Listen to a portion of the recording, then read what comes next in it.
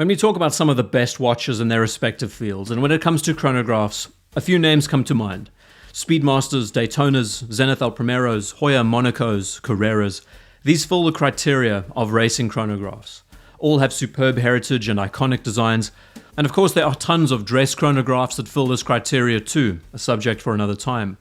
And then when we think about pilot chronographs, we think about Navitimers and IWCs. And this pilot chronograph niche is fairly small when we compare it to other categories. And today I want to talk about a series of watches that aren't the best finished, that aren't the best made, but I would argue are some of the most incredible military watches ever created. And I would also argue some of the most standout chronographs ever. Can I be honest here? The majority of popular chronographs do not appeal to me. Even to this day, I wouldn't call myself a chronograph person. A simple time only or a dive watch will always be my true love. I came really close to picking up a 3861 Speedmaster. I mean, how can you not? When you get this watch in hand and you feel that bracelet, I mean, it's amazing. It's very hard not to buy one. I've experienced the Panda Daytona, got to try it on in an AD, a very prominent AD back in the day, when you could do that sort of thing. Also experienced the white gold grey dial variation and so many others. And then we talk about vintage El Primeros. I've experienced all of those. Truly exceptional in every sense of the word. These are all brilliant watches, but there is no chronograph that has ever made such an impact than the Type 20 for me. I adore them.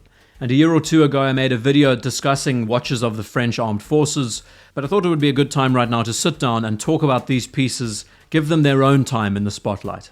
Shameless plug, I've just started a new channel, it's called IDGuy. I'll put the link at the top of the screen, and in that video I discussed the penny farthing, which is a very big departure from what we normally do here. If you enjoy the presentation style, you might enjoy some historical perspective around design, so enjoy your support. Thank you so much for all the feedback on that video.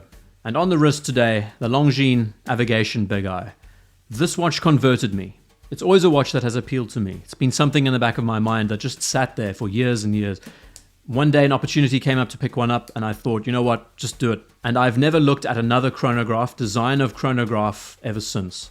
This style and design of the watch is so attuned to me and what I love about the design of the chronograph. What's even more interesting about the Big Eye is that there is a lot of mystery surrounding it. No one knows how old it is, how old its design is, where it originated from, and by the end you might even have more justification to own one of these than you did before.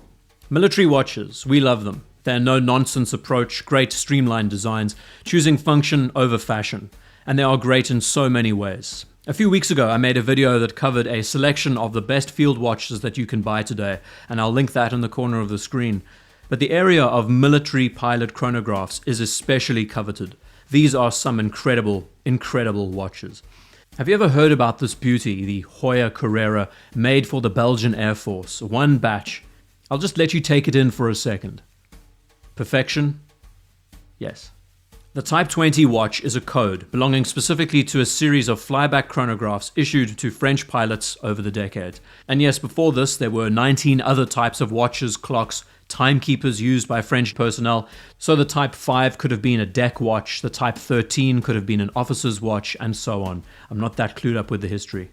And before we get started, I have to give a huge shout out to Watch History and his channel. He has the most comprehensive covers on Type 20s on this platform, and I'll be linking it in the corner of the screen. I'll likely be referencing his videos and his collection during the course of this presentation.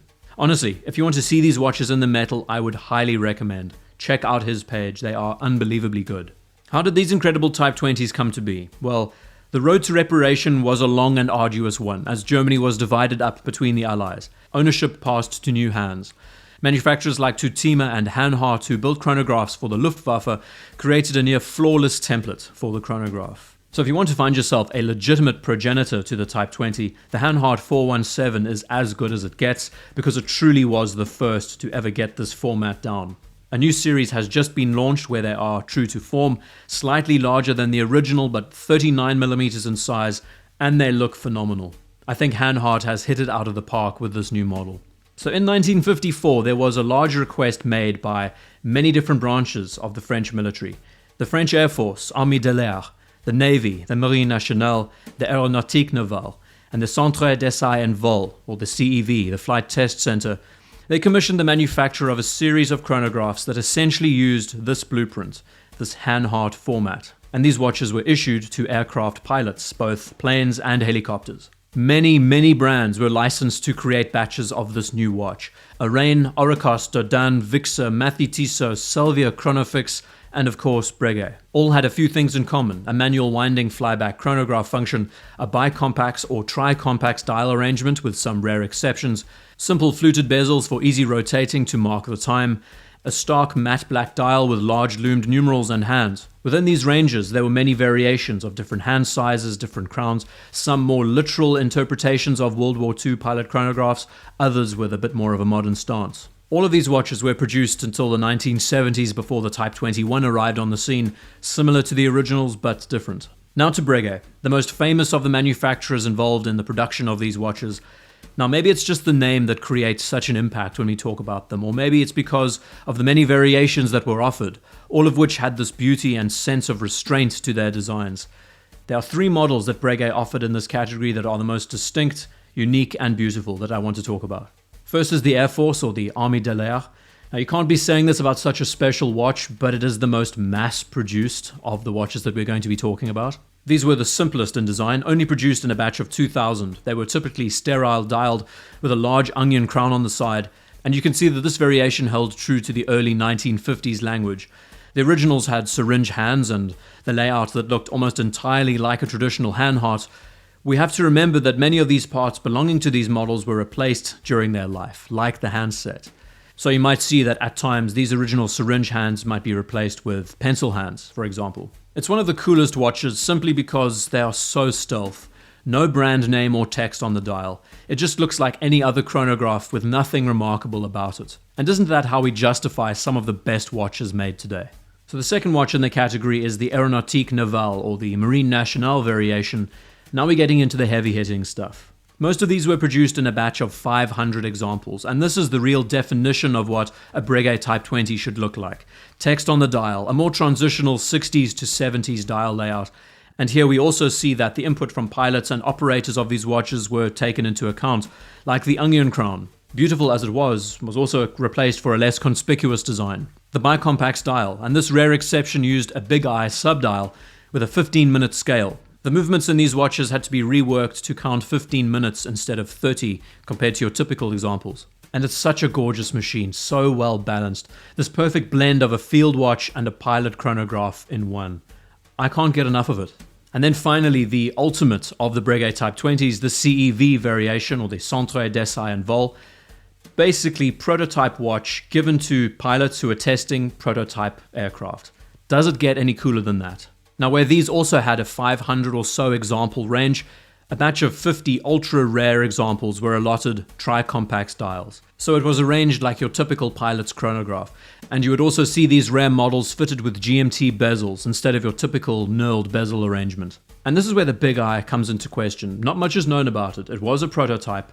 The owner brought it in. There was no knowing about its age, whether it was used in the 30s, the 50s, or the 70s. And it's not really much of a stretch to consider that a watch like this was built as a prototype, given to the Flight Test Center, never passed selection. It's an interesting thought because this model does have many hallmarks that we quite closely accustom to the Breguet Type 20, especially the CEV variation. And let's not forget that there were also variations of the Type 20 that were made for the civilian marketplace, and there's some exceptionally rare and special examples made in full yellow gold. These watches are often forgotten about, but they use the same configurations, flyback chronographs. You even got some with white dials. Exceptionally rare. Then the later examples of the transitional Type 20s arrived in the mid-60s and 70s with squared lugs. And interestingly, referring back to German pilot watches of the time, these look like they could belong to a brand like Sinn today. Squared off shoulders with a far more bold dial. And these are fan favorites. Pick up a Sinn 103 for a similar experience. Now, it doesn't take an expert to work out that through the course of manufacture, over the years of the Type 20's existence, these were expensive watches. Expensive to manufacture, to produce, to maintain and service. Lemania all Valjoux flyback movements used in all of these pieces, save the Vixer, which used a Hanhart base caliber. These were serviced regularly, probably between 3 to 5 times throughout their life in the military. So we can imagine that these watches were probably difficult to maintain, and that's the reason why they were only produced in batches of between 500 and 2,000. The Type 21s were later introduced in the 1970s, and we mainly saw them on Dodane pieces. And then the Type 22s would arrive as a series of prototypes. But all of that said, the Type 20 still lives on today. And here's some examples. Iran just recently reintroduced their Type 20 line. A limited production of these watches, but they all fulfill that classic criteria. Some even have tropic dials. Matthew Tissot produced a batch of Type 20 inspired models. Hanhart with the 417 is a great contender. The Longines Big Eye, one I can highly recommend to all of you. And of course Breguet with the Aero Naval. And here's hoping that one day they make their only watch Type 20s available and mass manufactured. I mean, those would be absolutely amazing to get. Breguet now also offers a series of Type 21 and Type 22 chronographs with large numerals and all the trimmings. Bearing in mind, not all of the watches I've mentioned on this list have flyback chronograph capabilities, but aesthetically they all follow those beats, and their dial layout really speaks the language nicely. Collectively, these gorgeous, restrained pilot chronographs capture a very special moment in history, and their designs, I can't think of words to sum them up. They give you a no-nonsense look at how function and formality can blend so smoothly together. And like I said in the beginning, being a non-chronograph person who doesn't really have much of an interest in them, I could sit and talk about these watches all day. And that's ultimately the impact that the Type 20 aesthetic and layout has had on me. Now maybe back then they were seen as just merely utilities and tools, but today we see them as watches that are truly exceptional. Arain, Oricos, Dodane, Vixer. Arain, Oricos, Dodane, Vixer, Matthew Tissot, Salvia Chronofix, and of course Breguet. Arain, Oricos, Dodane, Vixer, Salvia